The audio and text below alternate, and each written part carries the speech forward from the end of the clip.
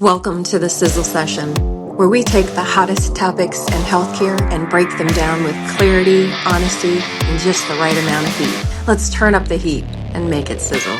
Welcome to the very first Sizzle session, where the tips are hot and the insights are hotter. We're here to spark ideas and support the real work happening inside your agency every day. Now, if you've opened your value-based purchasing report recently, you might have felt your heart skip a beat. Maybe you needed to sit down. Maybe you had a few words to say that you couldn't repeat in front of your staff. Because those penalties, they're not theoretical anymore. They're not on a slide deck. They're not a future problem. They're here, they're real, and they're hitting hard. So today we're talking about the shock, the panic, and most importantly, how you can turn this moment into momentum.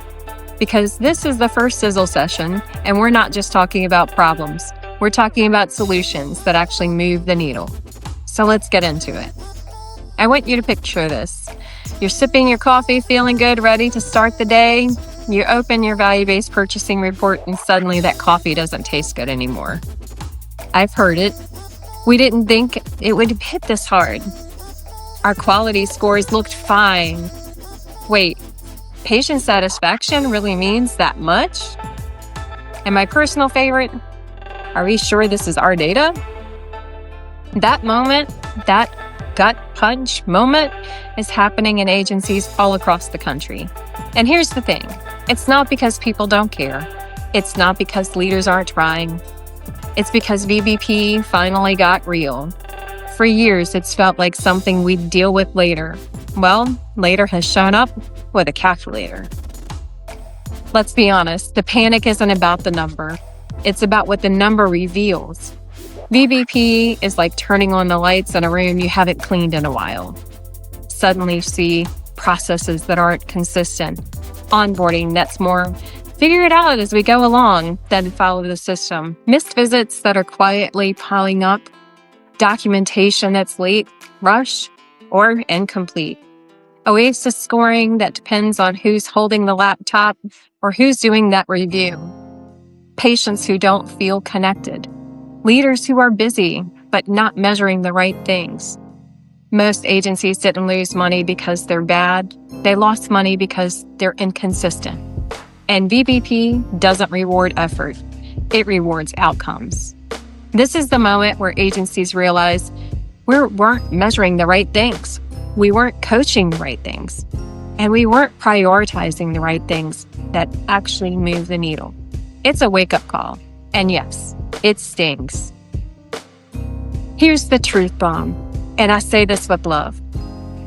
Most agencies treated VBP like it was a quality project, not a financial strategy. They did some education, they sent reminders, they cleaned up some documentation, encouraged clinicians to do better. But VBP isn't a feel-good initiative. It's not a poster on the wall. It's not a check box. It's revenue protection. And the agencies that understood that early, well, they're the ones celebrating bonuses right now. Everyone else is scrambling. And scrambling doesn't have to be the end of the story. Scrambling can be the beginning of a turnaround. Because here's the good news. Once you understand what VBP is really measuring, you can start making changes that actually matter. So all right, let's shift gears. Because panic doesn't fix penalties. Action does. Here's how you're going to start moving the needle today. Fix the big threes, the fast wins. These three areas change the trajectory faster than anything else.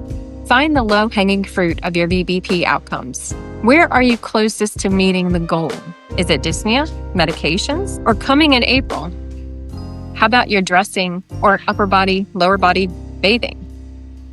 Patient satisfaction? Is it your OASIS accuracy? Standardize your visits. No more freestyle assessments. We're done with everyone does their best. You need pre-visit prep, standard scoring rules, real-time QA feedback, monthly audits, and coaching that teaches, not punishes. Next, treat missed visits like the fire alarm they are. Every missed visit has the potential to impact your patient satisfaction, It may impact your outcomes as well as be a revenue lead. Then make patient engagement a daily habit. Patients who feel connected answer your calls, they get completed visits, they report improvements, and they have higher satisfaction scores. And last but not least, create that VBP huddle, at least monthly, but weekly is better. Short, focused, no fluff. What moved? What's stuck? Who needs support? What needs fixing this week? This is how you build momentum, 1 week at a time. Now let's talk about 2027, because it's coming fast, and CMS is already hinting at more changes and more financial impact. If you wait until the end of this year to prepare, you'll be right back in panic mode. So here's what you need to know to move ahead. Build a culture of measurement, weekly data, monthly coaching, continuous auditing with real-time feedback, no surprises. Next, strengthen your clinical workforce. Your outcomes are only as strong as your clinicians. Invest in your onboarding. Have some mentorship, leadership rounding, real-time support. These build the basis of consistency. Next, operationalize your patient experience. Although it's changing, HCAHPS is not going away. Then, build that VBP playbook, a real one, not a binder collecting dust. Make sure it includes workflows to build better understanding of your organization, the scoring rules. Develop some coaching scripts for your team to utilize daily with their teams. Audit tools, short, focused. What can you learn from and what will you do about it?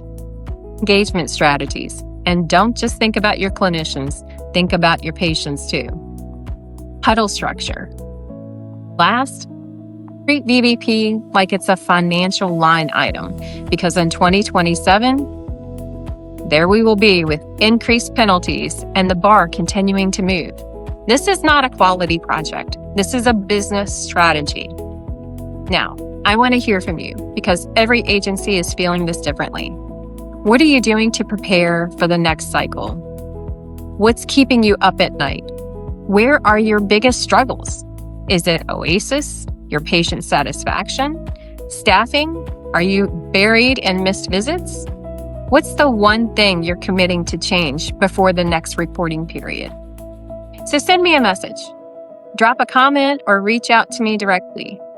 Your challenges are real, and you're not the only one facing them. So let's talk about it. Let's figure out how to move the needle together. And thank you for joining me today in this first Sizzle session.